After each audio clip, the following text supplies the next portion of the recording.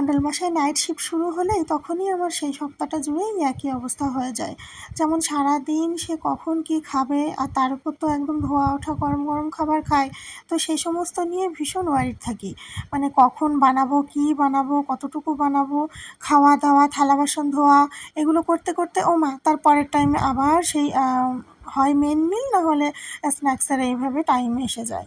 তো এইগুলো করতে করতেই তারপর আর কি হয়, আমার নিজস্ব কাজগুলো আর হয়ে ওঠে না, ওগুলো পুরো পেন্ডিংয়ে পড়ে থাকে। আর শেষে গিয়ে যখন নাইট শিফটে সে বেরিয়ে যায়, অনেক রাতে বসে বসে আমি তখন অন্য কাজগুলোই করি। তো এই ভিডিওতে তোমরা দেখতে পাবে রাত 11:30টার সময় বসে বসে আমি কি করছি।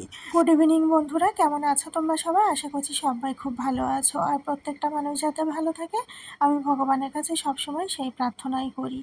আজ বৃহস্পতিবারের সন্ধ্যা, আমি তো সব কিছু গুছিয়ে গাছিয়ে নিয়ে বসে গেছি একদম লক্ষ্মী পুজো করতে, যেটা প্রত্যেক সপ্তাহেই আমি করে থাকি। তো প্রথমে দেখো আগে আতপ চালটা ভিজিয়ে রেখে নিলাম, নাহলে একটু পরে যখন আমি নৈবেদ্য সাজাবো আর পরে গিয়ে প্রসাদটা মাখা হলে না, চালটা একটু বেশি টাইম ভিজলে প্রসাদটা খেতে ভালো লাগে, এই আর কি। তো পুজোর ভিডিও দিয়ে এখান থেকে শুরু করলাম বলে তোমরা আবার ভিডিওটা স্কিপ করে যেও না। জানি সবার সব কিছু ভালো লাগে না, অনেকেই হয়তো এরকম ভিডিও দেখে বোরিং ফিল করো, তো তোমরা এইটুকু দেখেই হয়তো কেটে দিয়ে বেরিয়ে যাবে। তো সেটা তোমাদের পার্সোনাল চয়েস, এতে তো আমি নিশ্চয়ই ফোর্স করব না, করা উচিতও না। আর যাদের আমার ভিডিওগুলো ভালো লাগে বা ভালো লাগছে, তো তোমরা তারা অবশ্যই কিন্তু ভিডিওটা পুরোটা দেখো। পুজো আমি খুব ছোট বয়স থেকেই করি, আর করেছিও এতদিনে, কিন্তু ভগবানের প্রতি আমার এই গভীর ভালোবাসা আর বিশ্বাস এসেছে 2018 সাল থেকে।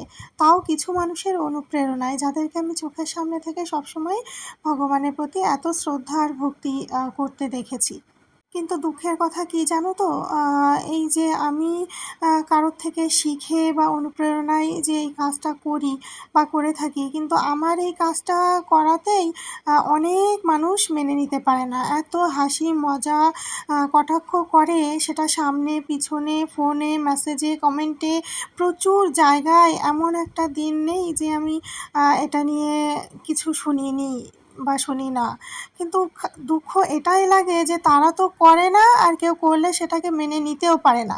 আমি তো বুঝতেই পারি না যে এই কাজটা খারাপ কোথায়। একটা সংসারের হাজারো কাজ সামলে, দুবার পুজো করে, ভগবানের বই গীতা এগুলো পাঠ করে, কোনো একটা সাইডে আমি কাজ করেও এমনটা না যে এখন আমি ভিডিও করছি বলে বিশাল কিছু করেছি।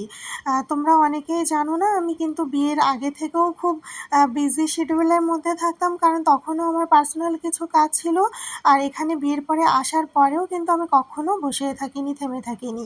আমার বিয়ের আগের একটা প্রাইভেট জব ছিল, যেটা আমি এখানে বিয়ের পরে এসে 1 বছর মতো ওটা কন্টিনিউ করেছি। তারপর এখানে প্রাইভেট কোম্পানিতে জব করেছি। তারপর আমি অসুস্থ হয়ে পড়ি, কিছুদিন রেস্টে ছিলাম, আর তারপরে বাকি লাইফটা পরে কখনো শেয়ার করব। আমার মনে হয় আমি সব কিছু সামলেও যেভাবে পজিটিভ ওয়েতে থাকি, পজিটিভ থিঙ্কিং নিয়ে চলি, এটাই হয়তো কিছু মানুষের একদম ভালো লাগে না, সহ্য হয় না, পছন্দ হয় না। তাই বলে তারা এইভাবে যে প্রতিনিয়ত যে নেগেটিভ কমেন্টগুলো করতে থাকে, সেটা শুধুমাত্র কমেন্ট ওয়ার্ডটা বললাম বলে তোমরা ভেবো না যে শুধুমাত্র সেটা সোশ্যাল মিডিয়ায়। কিছু না কিছু তো চোখের সামনে দেখি, কানে শুনি, শুনতে তো পাই, জানতে তো পারি। তো কষ্ট এটাই লাগে যে যে তারা আসলেই প্রকৃতপক্ষে কোন লেভেলের মানুষ, কোন চিন্তাধারার মানুষ। ভগবানের কাছে একটাই কামনা, হে প্রভু, এই সমস্ত মানুষগুলো তুমি জীবনে সুবুদ্ধি দিও।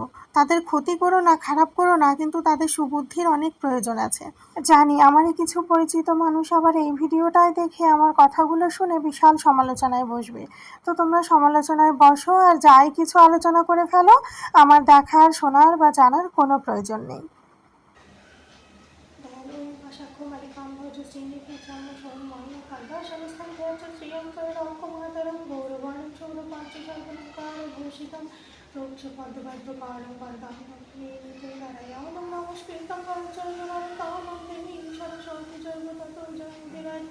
বন্দে বিষ্ণুপ্রিয় দোলপূর্ণিমানিশি নির্মল আকাশ মৃদুমন্দ বহিতেছে মলয় বাতাস লক্ষ্মী নিলয় বাবু বসী নারায়ণ কহিতেছে নানা কথা সুখে আলাপন হেন কালে কিনা হাতে আসি মনি বল লক্ষ্মী নমস্তে সর্বভূতানাং বরদাসি হরিপ্রিয়ে জগতি স্থল প্রসারণাং স্বামী ফের করেছেন নম শুভ শুভ শাসী পদ্ম পদ্মালয় সন্ধ্যে সর্বপ্রকাশ মা দেবী মহালক্ষ্মী তোমরা যারা এখন আমার এই ভিডিওটি দেখছো, তোমাদের কাছে আমার একটাই রিকোয়েস্ট, বিনা অপরাধে জ্ঞানত কারো মনে কখনোই আঘাত দেবে না। কারণ revenge of nature, Karma, universe বলে এই শব্দগুলোর কিন্তু সৃষ্টি আছে আমাদের পৃথিবীতে। আর এই শব্দগুলো যে কতটা পাওয়ারফুল সেটা আমরা নিজেরাও জানি না। যদি কখনো এই শব্দগুলোর ব্যবহার তোমরা সামনে থেকে দেখতে পাও, জানতে পারো বা ফিল করতে পারো, তাহলে হয়তো সেই মুহূর্তে সেই দিনে আর কি বুঝে নিতে পারবে। তো দেখো এখন বাজে রাত 11:30, আর এখন আমি কাঁচা লঙ্কা ধনিয়া পাতাগুলো ছাড়িয়ে রাখছি, কারণ দিনের বেলা একদমই টাইম হচ্ছে না। তো ভিডিওটা আজকে এখানে এন্ড করলাম। কেমন লাগলো অবশ্যই কমেন্ট করে জানিও। দেখা হচ্ছে নেক্সট একটা সুন্দর ভিডিওতে।